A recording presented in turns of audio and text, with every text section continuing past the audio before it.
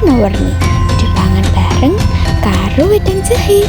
Sugeng rawuh para penonton sing ayu lan gagah niki, ayo padha nglestarekke budaya Jawa ben ora kalah karo tren-tren anyar sing akeh gayane. Nglestarekake budaya Jawa iku penting amarga budaya iki nyawiji jati diri lan karakter masyarakat. Ing budaya Jawa ana tata krama, unggah-ungguh, tepu selira, lan gotong royong sing dadi pondasi urip rukun. Kanthi nguri-nguri budaya, kita bisa ngajeni warisan leluhur, ngukuhake rasa kebersamaan, lan juga supaya tradisi ora sirna amarga perkembangan zaman. Kajaba kuwi, budaya Jawa uga dadi sumber inspirasi seni lan keberagaman sing bisa diwarisake marang generasi sabanjure supaya tetap ngerti lan tresna marang budayane dhewe.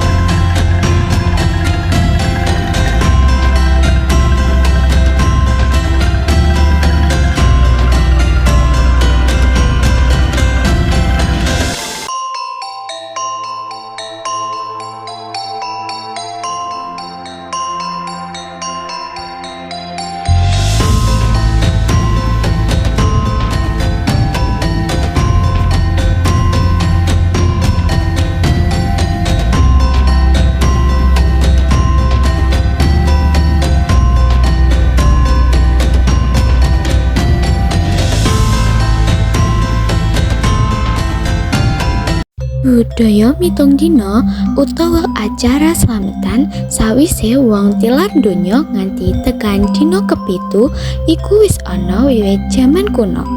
Tradisi iki dicekel uga dening masyarakat Hindu Buddha lan banjur nyawiji karo tradisi Islam Jawa utawa kejawen.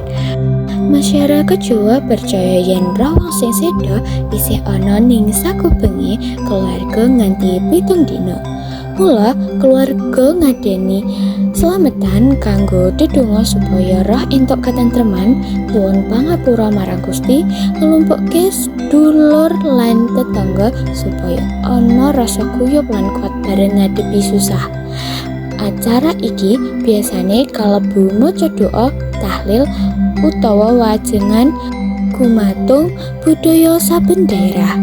Makna lan tujuan budaya mitung dina yaiku pengiling-iling marang sing luhur, aja nganti wong sing tilar donya dilalekake, nanging tetep diwehi pengajep becik ngurangi rasa sedih keluarga kanthi ana tetangga lan sedulur sing rawuh. Keluarga luwih kuat atine ngajeni leluhur lan tradisi mitung dina dadi wujud tresna marang adat lan budaya Jawa. Nilai luhur sing ana ing tradisi iki yaiku gotong royong. Uwang-uwang padha nyawiji kanggo mbantu keluarga sing lagi susah, yaiku masak bareng, nyiapke kursi, ngladeni tamu. Iku nundukake nilai saling ngrewangi lan ngopeni. Sing keloro yaiku kerjasama. Saben warga nduweni peran, yaiku ana sing nyediakake panganan, ana sing mimpin doa, lan ana sing ngatur omah. Bukti yen masyarakat Jawa nuduhake kebersamaan tanpa bedak-bedake. Sing ketelu yaiku sopan santun. Ing upacara iki wong Jawa ngajeni suasana, nganggo basa alus, sikap santun, ora rame-rame. Sopan nggambarake eling lan ngajeni wong liya. Cara ngomong, laku, lan tumindak tansah dijogo supaya ora nyinggung keluarga sing lagi duka. Iki nundukake budi pekerti alus. Tepo seliro, wong sing rawuh mikirake perasaane sing di omah, ora teka telat banget, ora njaluk iki iku, ora rame dhewe. Nilai iki tegese ngrasakake kahanan wong liya lan bisa nempuh awak ing sepete wong liya. Keselarasan utawa kerukunan.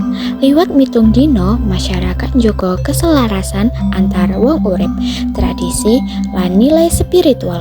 Tradisi iki dadi tali sing nyambungake keluarga, tangga lan leluhur supaya tetep rukun. Assalamualaikum warahmatullahi wabarakatuh. Kami dari kelompok Iman ingin mewawancarai Mbah Siti Maryam tentang 7 hari orang meninggal atau pitung dino. Baik, langsung saja dengan pertanyaannya. Apa makna tradisi 7 hari atau pitung dino dalam adat Jawa? Makna 7 hari atau pitung dino ialah untuk mengingat 7 hari setelah seseorang meninggal. Kenapa keluarga mengadakan kenduri pada hari ke-7 setelah seorang meninggal? Tujuannya adalah untuk mendoakan atau meminta maafkan yang meninggal kepada Tuhan, memintakan maaf kepada Tuhan atas semua dosa atau kesalahan-kesalahannya. Siapa saja yang biasanya hadir dalam acara tahlilan? Sanak saudara, tetangga dekat. Makanan apa yang biasanya disiapkan untuk kenduri atau pitung dino? Kalau tradisi Jawa yang diutamakan yaitu jenang abang, lodo sego gurih, ketan kula apem, dan apa adanya, makanan apa adanya. Apa perbedaan peringatan 7 hari dengan peringatan lainnya seperti 40 hari atau 100 hari? Perbedaannya tidak ada, sama saja, hanya kalau 7 hari itu waktunya meninggal, waktunya sudah 7 hari. Kalau 40 hari meninggalnya sudah selama 40 hari. Kalau 100 hari meninggalnya waktunya sudah 100 hari, sama saja. Terima kasih Mbah Maryam atas waktunya. Kami dari kelompok 5 izin pamit mengundurkan diri. Wassalamualaikum warahmatullahi wabarakatuh.